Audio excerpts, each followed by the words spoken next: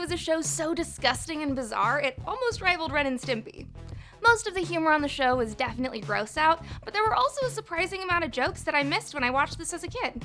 I'm Whitney Van Laningham, and these are all the jokes you missed from Billy and Mandy. Today's episode is brought to you by our super nerd sponsors, Roni Mburu and Charles Sheed. I'm sure that I butchered the pronunciation of your last names, and I am so sorry. But to be fair, I bet you can't spell Van Laningham without looking at it, so we're even. Just kidding, I am so sorry, I probably just freaked up your names. Send me the pronunciation on Twitter, and I'll fix it next week if I messed it up just now. If you want to have your name come out of my mouth hole, or in the credits, or get access to bonus Nerdwire treats, check out our Patreon. Click the link in the description and start sending me your dollars. Seriously, any amount of support helps Nerdwire keep the lights on, and we will be eternally grateful. Now on to the jokes! Number 20. When Mandy jumps through a puddle portal after rescuing Billy from the swamp version of Sweeney Todd, her landing destination is not what she would expect it to be. Mandy! Wishes do come true. Listen, kid, we all have our top 3 picks of who we'd want in the bathtub. Mine are Jesse Eisenberg, Kristen Stewart, and Evan Rachel Wood. But I'm not gonna say that to their faces. Keep your bathtub fantasies to yourself, man. Does this mean you won't scrub my back? Number 19. When Mandy enters a beauty pageant against her arch rival Mindy, the only person who seems to find her visually appealing is, of course, Erwin. He's also apparently quite the Sir Mix-a-Lot fan. Ow. Swimsuit!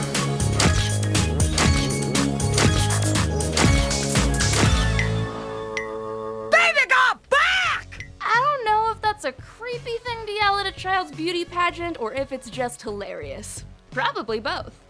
Arr, her boldness be slowly winning me heart. Number 18. Here's a prime example of how to get away with swearing on TV.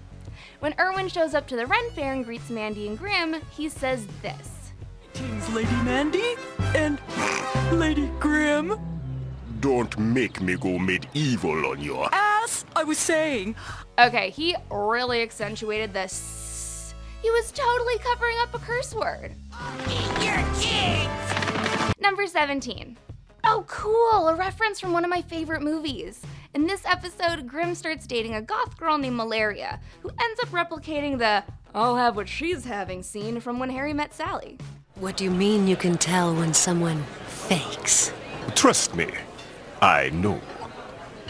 Of course, the real scene went a little something like this. Yes! Yes! Yes! Yes! Oh! Oh! Oh! Oh, God. In French, La Petite Mort means little death, aka the Big O, so I guess that's how these two scenes are related?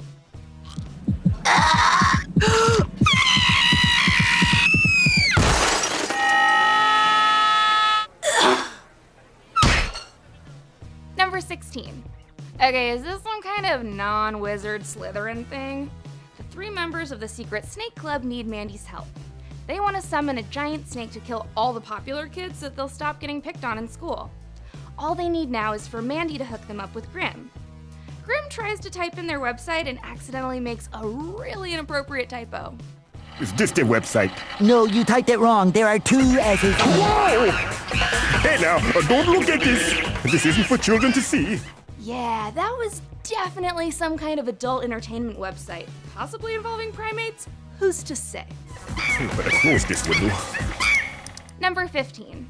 In this episode, Billy, Mandy, and Grimm destroy Billy's family's home with a psychic megaphone, but no worries.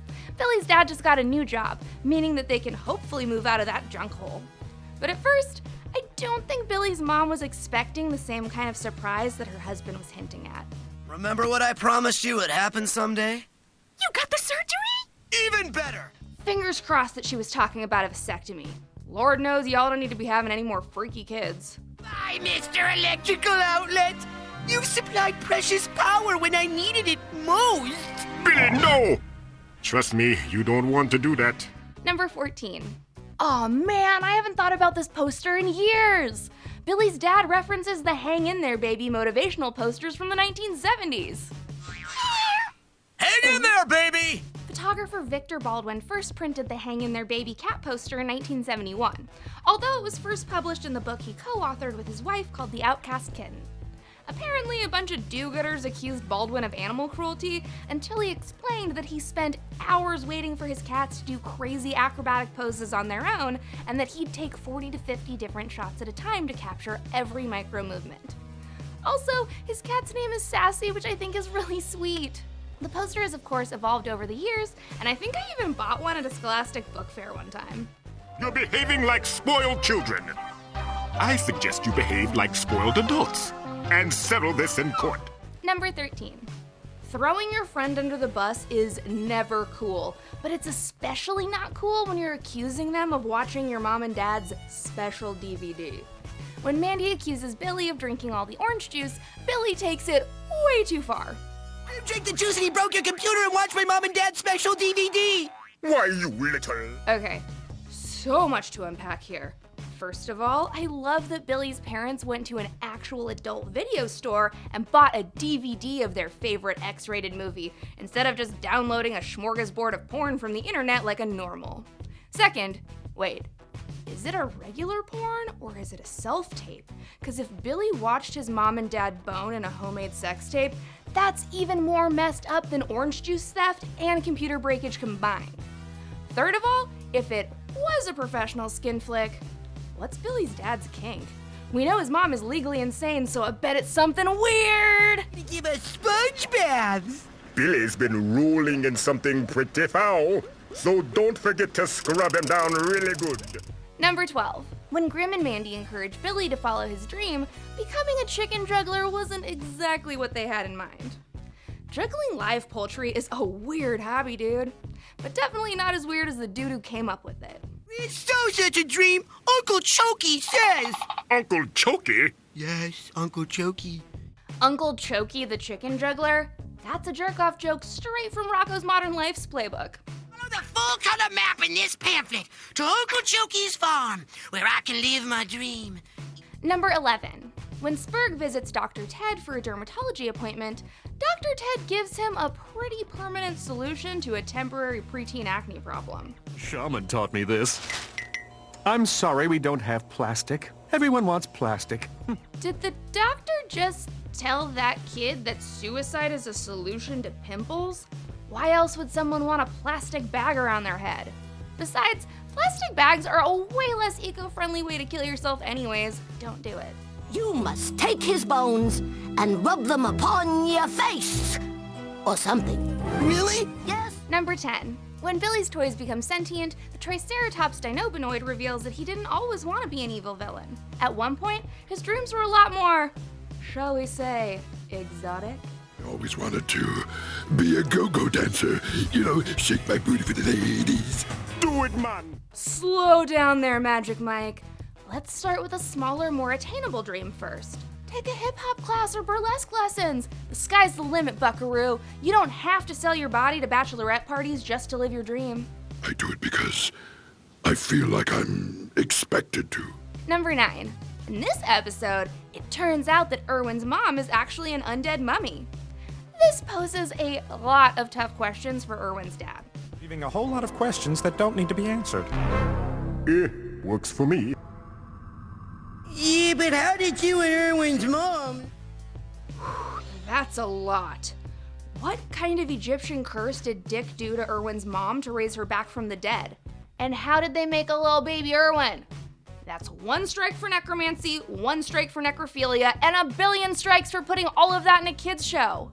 Leaving a whole lot of questions that don't need to be answered. Number 8. This is a weird one. When Billy insists on going on a picnic, he happens to run into one of Hanna-Barbera's most famous duos, Yogi and Boo Boo Bear. But for some reason, I just can't seem to remember the episode of Yogi where the two of them become actual junkies. I think this is a good place for your picnic. Yeah, I don't know. Here, let me set it up for you. You get the food yet, Yogi? Judging by their itchiness, bloodshot eyes, irritability, and extra desperate disposition, I can only assume that the Bear Boys have been smoking some good old crack cocaine. Get away!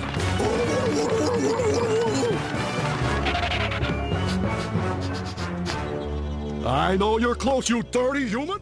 Number 7. When Billy escapes methed out Yogi and Boo Boo Bear, he's left to wander around in a cave. He notices a giant wall full of graffiti, but there's one bit of graffiti that stands out a little more than the rest of them. Wow! A giant door!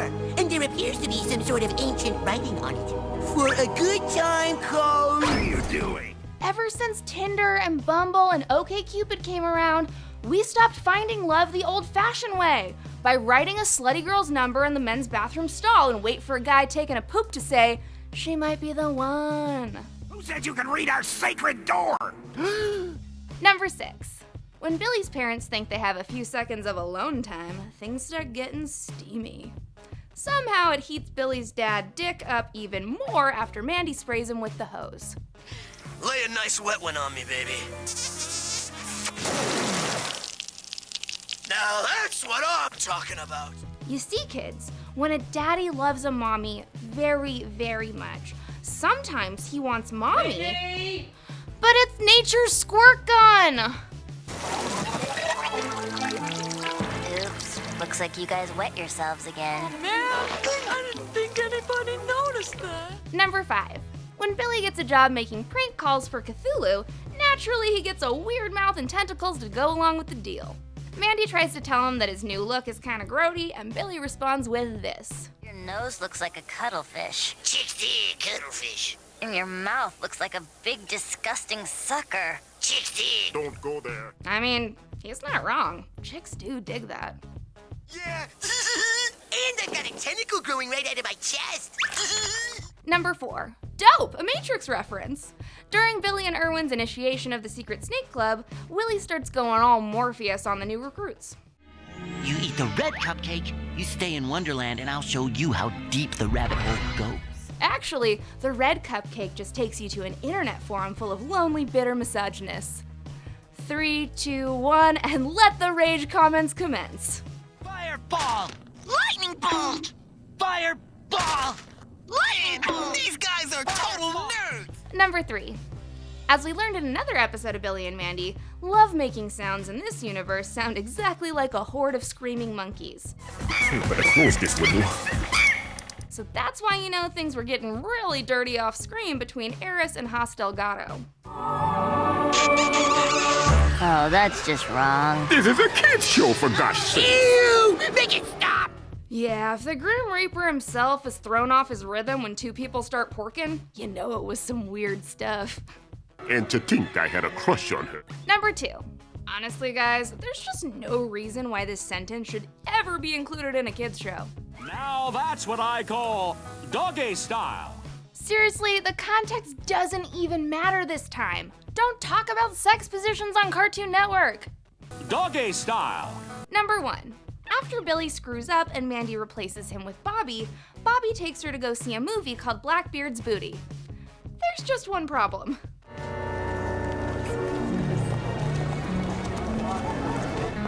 That's the last time I let you suggest a movie. There wasn't even a single pirate in it. There might not have been any pirates, but I bet there was a whole lot of booty. Man, I never want to see this porno. Those are all the hidden jokes that I could find in Billy and Mandy, but you guys should let me know if I missed any in the comments. Like and subscribe to Nerdwire, click the left of my face for more videos, and I'll be back next week to ruin your childhood.